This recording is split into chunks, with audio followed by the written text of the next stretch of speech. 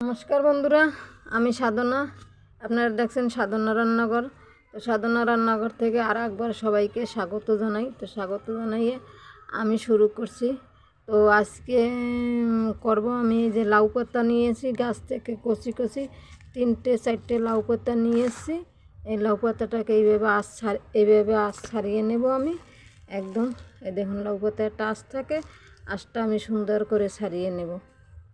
এই যে আর লাউ পাতাটাকে আমি এরকম একদম কেটে কুটে সুন্দর করে আঁশ ছাড়িয়ে সরু সরু করে নেব। এখানে আমি 3 থেকে 4টে লাউ পাতা নিয়েছি, এগুলোর এইভাবে ছাড়িয়ে নেব। আর এইখানে নিয়েছি আমি ধনে পাতাটাকেও আমি এরকম করে গাছটা ধরে ডাঁটাটাকে আমি রাখবো না, একদম এই পাতাটাকে এইভাবে সুন্দর করে ছাড়িয়ে নেব, ফেলে দেব। তো এরকম সুন্দর করে আমি পরিষ্কার করে তারপরে লাউ পাতা আর এই একত্র করে আমি বেটে নেব। তো সঙ্গে থাকুন, দেখতে থাকুন। একবার আপনাদের দেখিয়ে দেয় যে লাউ পাতার যে আঁশটা, এই আঁশটা কিন্তু থাকবে না। এই আঁশটা এরকমভাবে আপনারা ছাড়িয়ে নেবেন। আঁশটা থাকলে আর বাটা হবে না, ভালো লাগবে না খেতে। আঁশটা ফেলে দেবেন। আর একদম কচি কচি পাতা নেবেন। আমাদের তো গাছের পাতা একদম টাটকা, এক্ষুনি ছিঁড়ে নিয়ে আসলাম। আপনারাও একদম কচি কচি সুন্দর দেখে লাউয়ের একদম আগাটা থেকে পাতা বা আগাটা সুন্দর কচি জিনিসটা নেবেন। আর এই যে আমি ধনে পাতাটাকেও বেছে নিলাম। এই যে দেখছেন ডাঁটা মাটা সব ফেলে দিছি, শুধু পাতাটা নিয়েছি, ডাঁটা সব ফেলে দেবো। এবার আমি ধুয়ে নেব। তো চলুন ধুয়ে নিয়ে আসি। আমি পাতাটাকে সুন্দর করে ধুয়ে নিয়ে এসেছি। এবার একেবারে আমি জলটাকে ভালো করে নিগড়ে সুন্দর করে জলটাকে ফেলে দেবো। যে একটুও জল থাকবে না, একদম পরিষ্কার করে ফেলে দেব জলটা থাকলে পাতলা হয়ে যাবে, খেতে ভালো লাগবে না। তাই জলটা আমি নিগড়ে ফেলে দিলাম।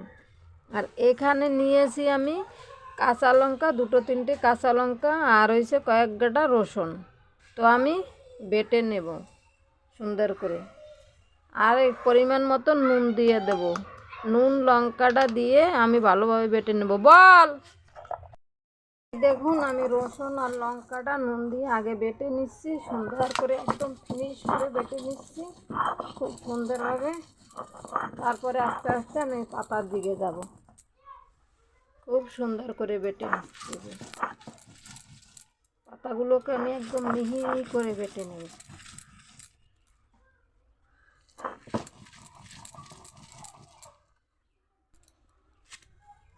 দেখতে থাকুন, সঙ্গে থাকুন।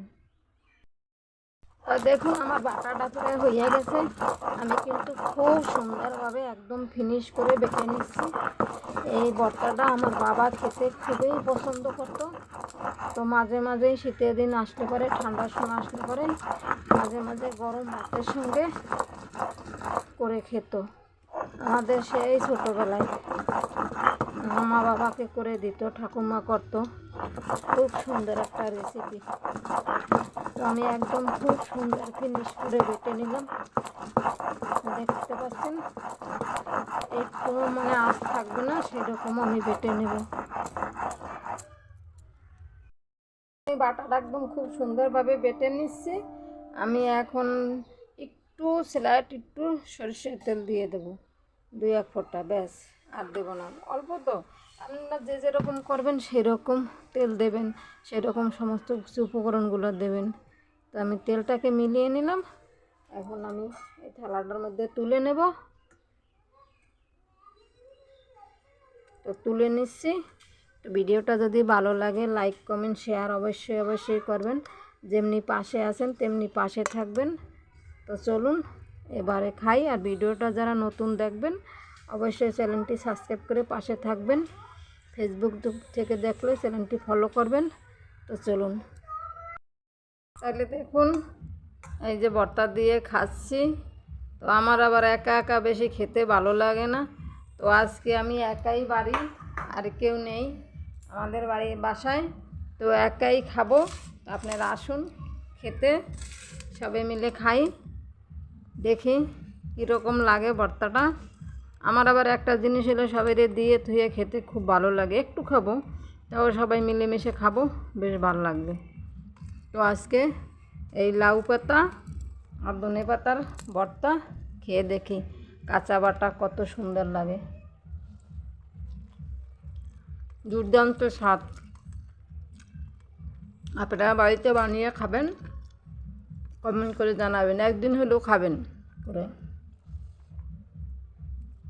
খুব সুন্দর লাগে। তো আসেন, ভালো থাকবেন, সুস্থ থাকবেন, দেখা হবে আগামী ভিডিওতে। নমস্কার।